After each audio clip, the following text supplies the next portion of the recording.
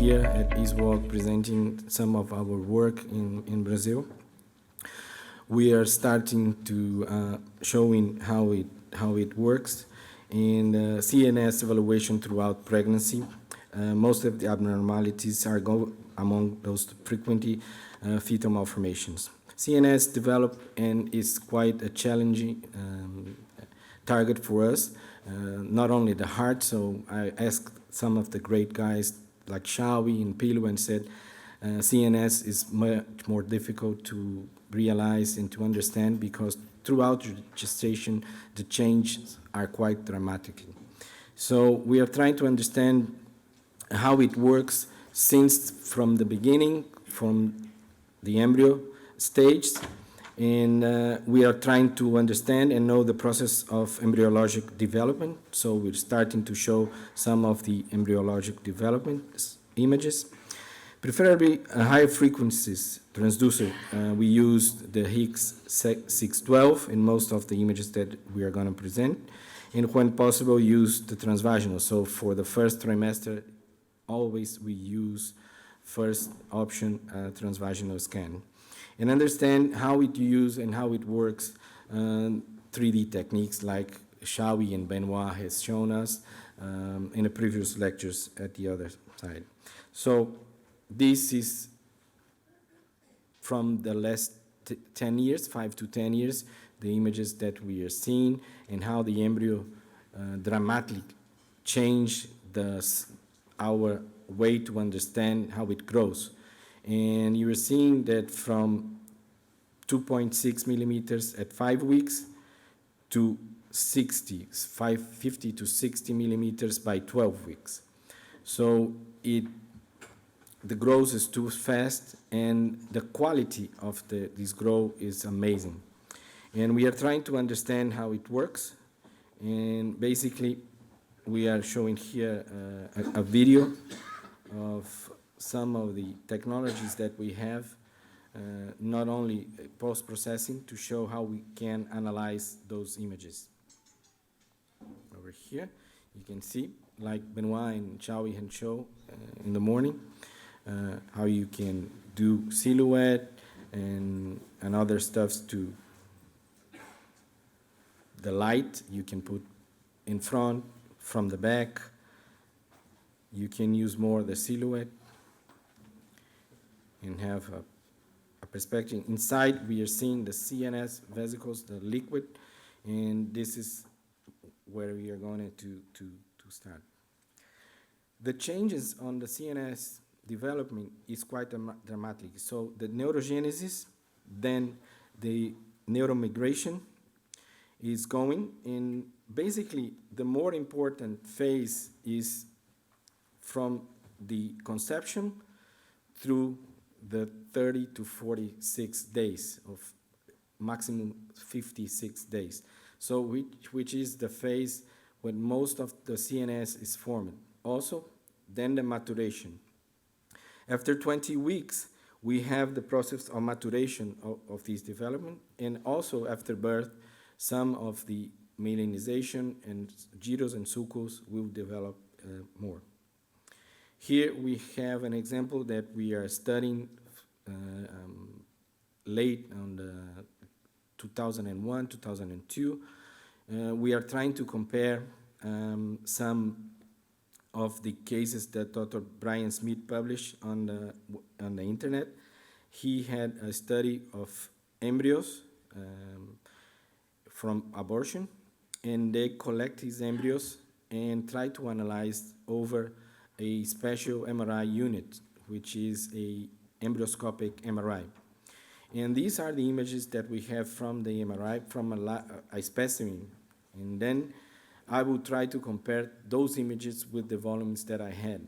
And so this is an embryo with 16.2 millimeters, around 6 to 7 weeks, and we could see how the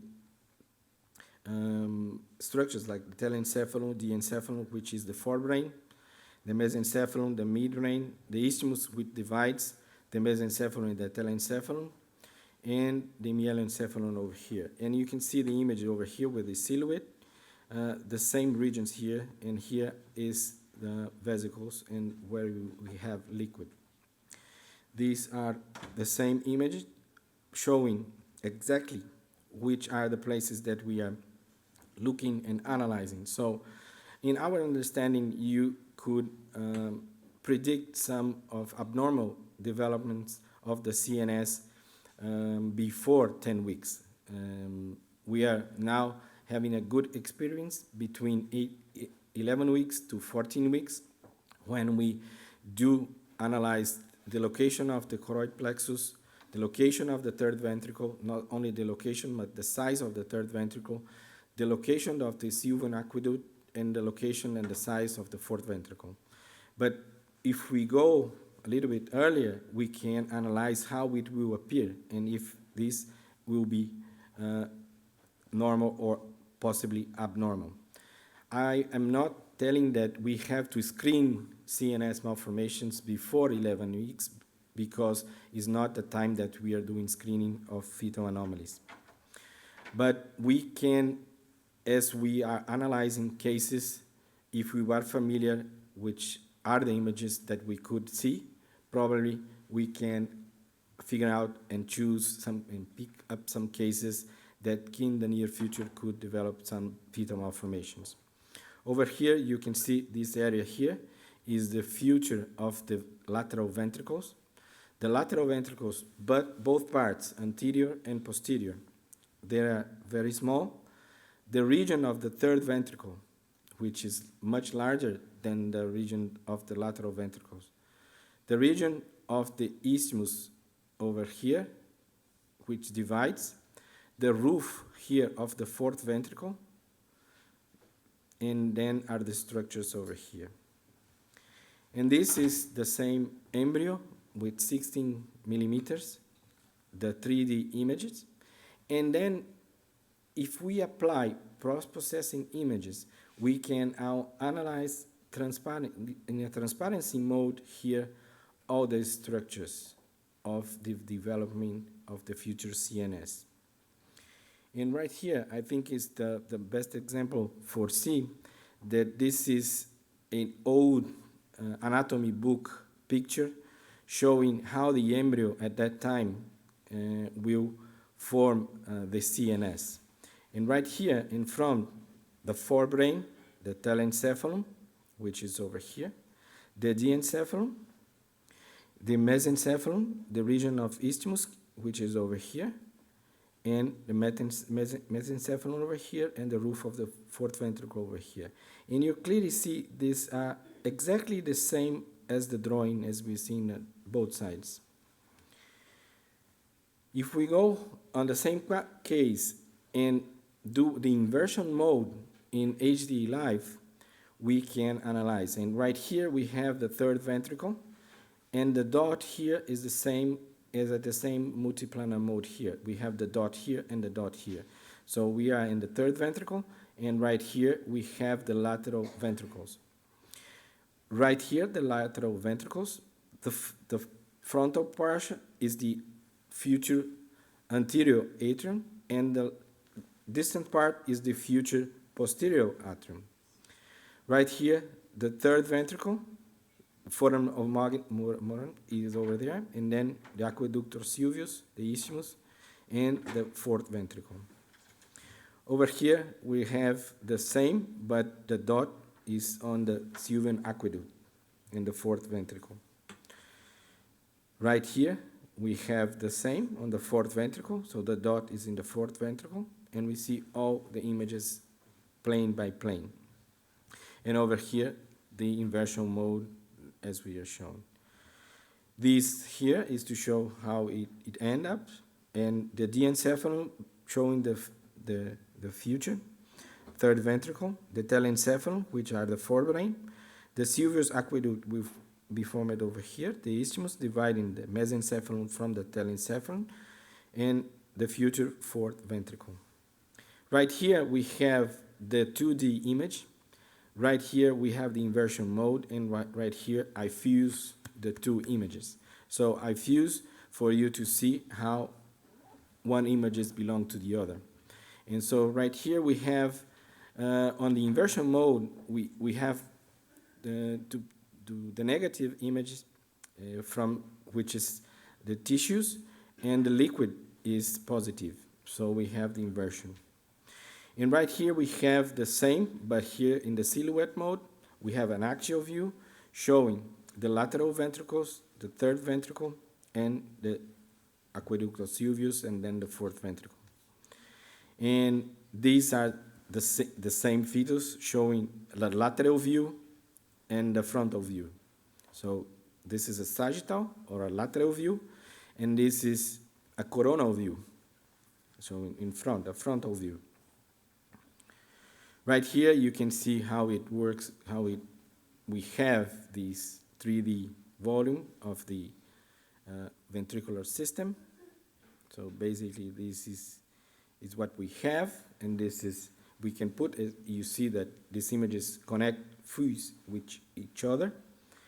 Right here, an embryo around 8 to 10 weeks, and then we could see here the development of the lateral ventricles, and the portion of the anterior part and the posterior part, the third ventricle, the fourth ventricle, and the region. His is the imprint of the cerebellum, which divides, and we can see the cisterna magna and the fourth ventricle.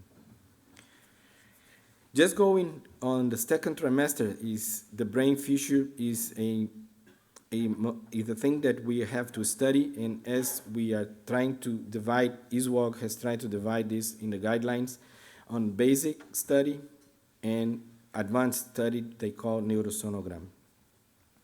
These guidelines was published a few years ago, and then we will pass by a little bit showing how they want to put a guideline to us to follow for the basic exam, which are the axial views. And then if we were extended those views, we are doing a fetal neurosonograms in which we put the coronal views and also the sagittal views. I agree that the sagittal views for me must be obtained. I have at least to try to obtain in every single exam the sagittal view. Here understanding the orthogonal planes, it's just basic. And the basic scan for fetal CNS comprehends these axial planes that we are looking the head shape, the lateral ventricles, the cavum, septum pellucidum, the thalamus, the cerebellum, the cisterna magna, and the spine. And basically, most of the OBs that are doing for the last 20 years, they start just with the axial views. And this is not enough, especially if we have anomalies on a posterior fossa. So the basic is one thing, and then we go a little bit further on the future slides. This is a courtesy from Professor Timur Trish showing the configuration of the scans, the slices, which passes through planes. And then we have the transventricular plane, which is the higher one, in which we are evaluating the lateral ventricles. There is a problem here that we just saw most frequently, the ventricular, which is distal from the transducer. And the proximal ventricle, usually we are not seeing clear as we see the more distal one. Right here, we analyze also the cavum of septum pellucidum, which is very important in terms of discarding another anomalies. And these are the reference landmarks that we have over here. The atrium, posterior atrium is the point that you have to obtain to get the measurement. These are the points that you have to put and look for, make the proper measurement of the posterior ventricle. Also, we are where to measure this posterior atrium, and this is very important because after 21, 22 weeks, the occipito-parietal fissure is presented, and so it's at that point that we have to look. And this is with the electronic 4D the electronic transducer, we have the same orthogonal exactly at the same. So the fissure is over here, the calcarine fissure is over here, and the choroid plexus over here. So we have the exactly orthogonal plane without need to change our hands. So basically, I have a pure orthogonal plane. The transthalamic plane, which is the biparietal plane, most of you are very familiar with. In that area, it's very important to analyze that the thalamus are divided and that we have the equal sign that belongs to the cavum septum pellucid. We also use this measurement, this plane, to analyze the biparietal diameter, the circumference, and how to measure. At the ISUOG, recently we have a paper published showing that both inner or outer are both could be applied, but preferentially they are more preferring the outer measurement. Transcerebellar plane is the plane that you fix it, the cavum septum pellucidi, and then you see the transverse diameter of the cerebellum and the region of the cisterna magna. These are the region. It's very important to pay attention here on the anterior atrium to see the size of the anterior atrium, because sometimes in cases of hemorrhage, we have a unilateral dilatation of the ventricles, and sometimes it's just seen on these, if you not pay attention here on the anterior part, you are not able to make this diagnosis. Fetal spine, we usually don't pay attention much on the fetal spine, but it's very important to pay attention on the fetal spine. The electronic transducers allow us to see and to swipe the line, and you can analyze vertebra by vertebra in a proper way. So you can see the skin, the posterior process of the vertebra, the neural cord, and then the over here. So this is the sagittal, and these are the axial view or the corpus vertebra. Here we have the 3D images, which are very nice to understand. And now we are moving a little bit further for what they call the fetal neurosonogram, which is an extend or a more complex overview of the fetal CNS. Basically, they are indicated in cases with that we have find something abnormal in a previous study, or we have suspicious of fetal infection, chromosomal abnormalities, or family history. What is basically the fetal neurosonogram? The base of the neurosonogram examination of the fetal brain is a multiplanar approach that is obtained by aligning the transducer in the structures and the fontanelles for analyze the fetal head. Detailed evaluation is performed in three orthogonal planes: the sagittal, the axial, and the coronal planes. Whenever it's possible, basically we prefer to use the transvaginal.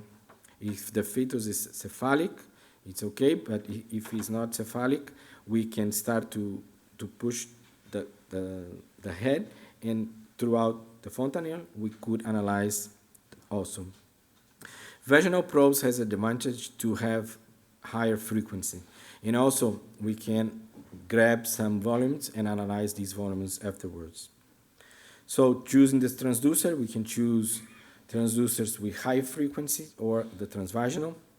And also we can have excellent images on abdominal, especially if the fetus in the branch position. But usually on transvaginal, the images are very nice, and also we could analyze the process of lamination of the cortex. These are the objectives of fetal sonogram. There's a huge list of extractors that we have to analyze, and it's very important that this is done and performed well. Basically, we have the fetal echocardiography, which most of us in the past used to refer to the cardiologist, but right now we're assuming that we have to do these exams.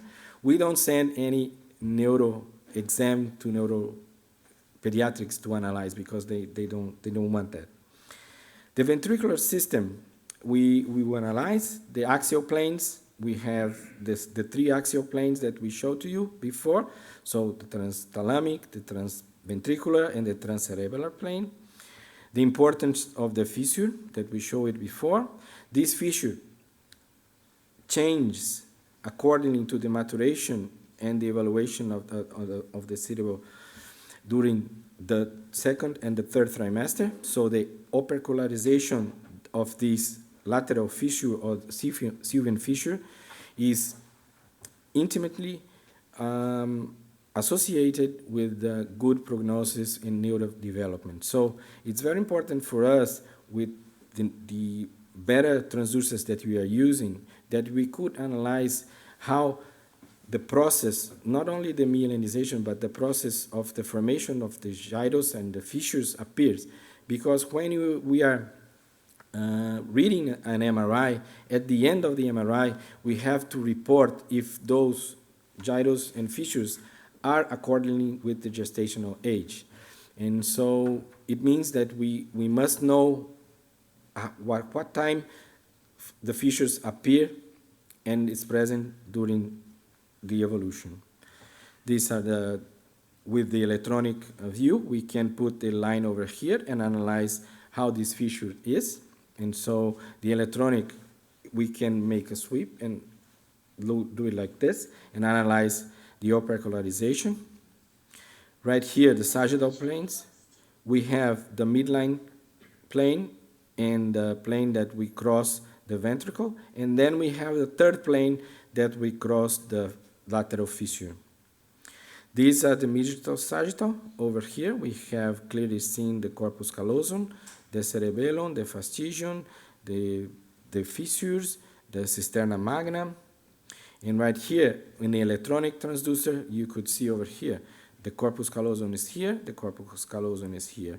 The thalamus, the cerebellum is here, and over here we have a precogenic area, which means the vermis, and the region over here, which corresponds of the cisterna magna. Right over here, also we can use the fetus in an opposite position, and then we have over here, we pass the line to the midline, and we have in the other side the true sagittal midline view. And so we have the same images, so you can see how it works, the electronic transducer. Right here we have the cerebellum, which is very important, and the cerebellum should be seen not only but the axial view. Gustavo has in his slides always presented that we didn't finish to analyze the cerebellum if we don't do the sagittal view. And right here you have an example on how it works, the electronic transducer, and I will put the video over, and you've seen that we are moving the line.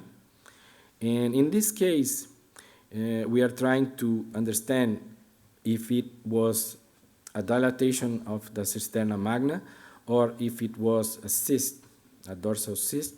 And we could analyze over here that is a mass effect on the posterior region here of the cortex, displacing the cortex, and then we have a cyst instead of the dilatation of the cisterna magna.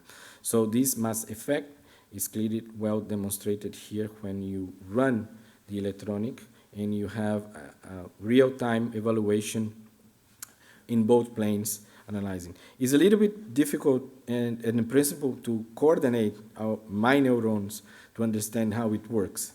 But as you are using, you are understanding because you have to see both sides and your hand. So coordinating this in the beginning is a little bit tricky.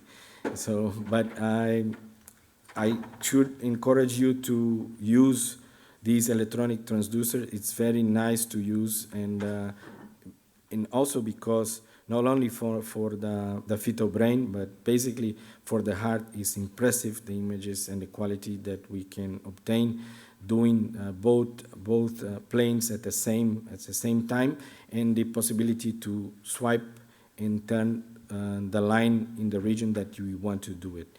It's not the same like you were doing. You have a plane over here, and you have to turn the hand. You don't need to turn out the hand. You just fix, and then on the other hand, the left, you just move the line. So it's a very truly perpendicular view of this side. So the pericallosum artery, both you are familiar with that. The corpus callosum, we have several ways to analyze. This is a very elegant way to show the corpus callosum and how the corpus callosum connects both hemispheres. Right here we have the same, but with the 3D view showing the connectivity between both hemispheres over here. Right here is the same like in the textbook. Here's the region of the corpus callosum that connects both hemispheres, the lateral ventricles. Right here, you have a multiplanar view and a thick slice of the region of the corpus callosum. Right here, the fissures and the calcarine and the parieto-occipital fissure, the region of the tentorium, which divides the cerebral supratentorial and infratentorial position.